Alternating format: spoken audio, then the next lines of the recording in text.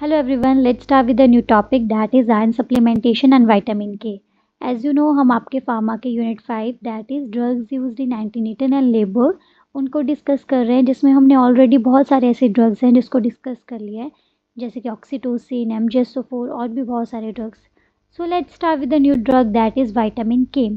Vitamin के जो होती है ये ऐसी मेडिकेशन है जिसको यूज़ करते हैं ताकि हम ट्रीट कर सकें और मैनेज कर सकें ब्लीडिंग को.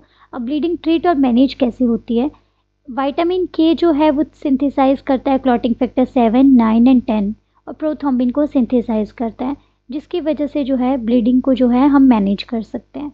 इसका मेन फंक्शन यही रहेगा कि ब्लीडिंग को प्रिवेंट करता है. विटामिन के होता है क्या है? ये फैट सॉल्युबल विटामिन है. तो विटामिन के बारे में हमें पता चल गया, ये फैट सॉल्युबल विटामिन है और ये क्लॉटिंग फैक्टर को सिंथेसाइज करता है, प्रोथ्रोम्बिन को सिंथेसाइज करता है. नेक्स्ट हम पढ़ेंगे इसका मैकेनिज्म ऑफ एक्शन क्या रहेगा. विटामिन के जो है वो एक्शन कैसे परफॉर्म करता है. विटामिन के जो है वो सिंथेसाइज करता है प्रोथ्रोम्बिन को, क्लॉटिंग फैक्टर को सिंथेसाइज करता है 7, 9 और 10. अब प्रोथ्रोम्बिन बनेगा तो उससे थ्रोम्बिन बनेगा, थ्रोम्बिन बनेगा तो ब्लीडिंग जो है वो कंट्रोल रहेगी और क्लॉटिंग प्रमोट होगी. नेक्स्ट आते हैं इसका क्या फार्माकोकाइनेटिक्स रहेगी. इसका मेन रूट जो होता है वो ओरल और इंट्रावेनस रूट रहता है. इसकी जो डोज़ है, अगर ओरल रूट से हम पेशेंट को प्रोवाइड कर रहे हैं तो 1 to 2 mg पेशेंट को देंगे. सीवियर कंडीशन में हम 5 to 10 mg भी पेशेंट को प्रोवाइड कर सकते हैं, बट इसकी जो मैक्सिमम डोज रहेगी दैट इज़ 25 mg.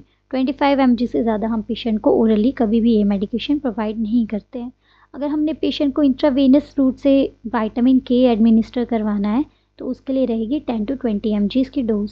नेक्स्ट आता है इसका मेटाबॉलिज्म लीवर में होगा, एक्सक्रीशन किडनी के थ्रू होती है in the form of urine. Metabolism liver में होता है, ये मैंने आपको पहले ही बता दिया है. तो ये फार्माकोकाइनेटिक्स है जिसमें हमने रूट पढ़ा, डोज पढ़ा, मेटाबॉलिज्म, एक्सक्रीशन, एब्जॉर्प्शन भी पढ़ते हैं इसमें. एब्जॉर्प्शन कैसी होती है इसकी, अब डिपेंड करता है कि कौन सी रूट से इसको दे रहे हैं, ओरली दे रहे हैं या इंट्रावेनसली दे रहे हैं. नेक्स्ट आता है इसकी distribution through out the body रहती है. नेक्स्ट आती है कॉन्ट्राइंडिकेशन. कौन कौन सी ऐसी कंडीशन है जिसमें विटामिन के पेशेंट को प्रोवाइड नहीं किया जाता है. अगर पेशेंट को रीनल फंक्शन इम्पेयरमेंट है तब भी हम उसको विटामिन के नहीं देते हैं. अगर पेशेंट हेपरिन पे चल रहा है तब भी उसको विटामिन के नहीं देंगे. अगर पेशेंट हाइपर सेंसिटिविटी है पेशेंट को विटामिन के से तो उसको कभी भी हम विटामिन के नहीं देते हैं. नेक्स्ट जो टॉपिक रहेगा आज का दैट इज़ आयरन सप्लीमेंटेशन. इससे पहले हमने विटामिन के पढ़ लिया है, उसका इंट्रोडक्शन पढ़ा हमने, उसका mechanism of action, contraindication, pharmacokinetics. So let's start with another drug that is iron supplementation. Iron की डेफिशिएंसी जो किस किस में हो सकती है, प्रेगनेंसी में हो सकती है, प्रेग्नेंट लेडी को होगी, न्यूबॉर्न को होगी. नेक्स्ट है आयरन की रिक्वायरमेंट क्यों ज़रूरी है. क्योंकि जो प्रेगनेंसी के टाइम पे जो है फिटस ग्रो हो रहा होता है, प्लासेंटा बन रहा होता है, आरबीसीज को भी, आरबीसीज की जो प्रोडक्शन है उसको भी इन्हांस करना होता है.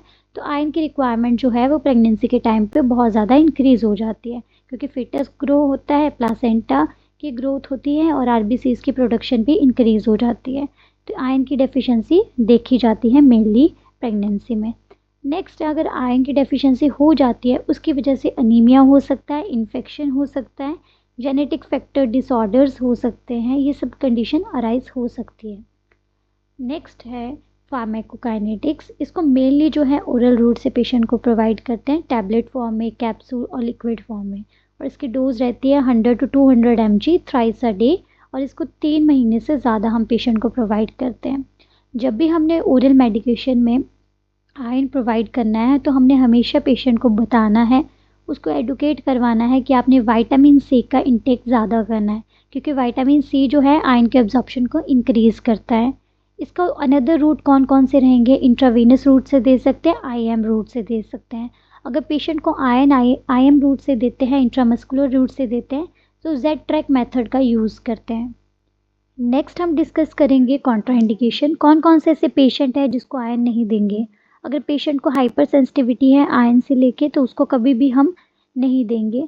आयरन के एडवर्स इफेक्ट्स क्या रहेंगे अगर पेशेंट उसको ले रहा है तो जीआई इरिटेशन हो सकती है, नोजिया, कॉन्स्टिपेशन, ब्लैक स्टूल और टूथ स्टेनिंग.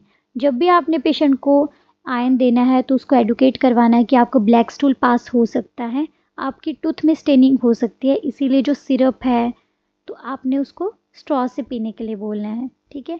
नेक्स्ट आता है टॉक्सिसिटी। टॉक्सिसिटी का मतलब होता है कि अगर कोई पेशेंट आयरन को एक्सेसिवली ले लेता है तो उसकी वजह से क्या होता है, इरोजन हो सकती है स्टमक की, पेन हो सकता है, ब्लीडिंग हो सकती है, vomiting, acidosis, hypotension, cardiovascular collapse हो सकता है।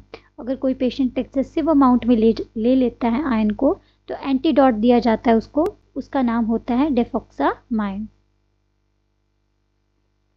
नेक्स्ट आता है, आपने कमेंट सेक्शन में मेंशन करना है कि what is the antidote of iron. I hope आपको ये वीडियो अच्छी लगी हो, अगर अच्छी लगी हो तो लाइक शेयर कमेंट ज़रूर करना। मिलते हैं नेक्स्ट ड्रग के साथ।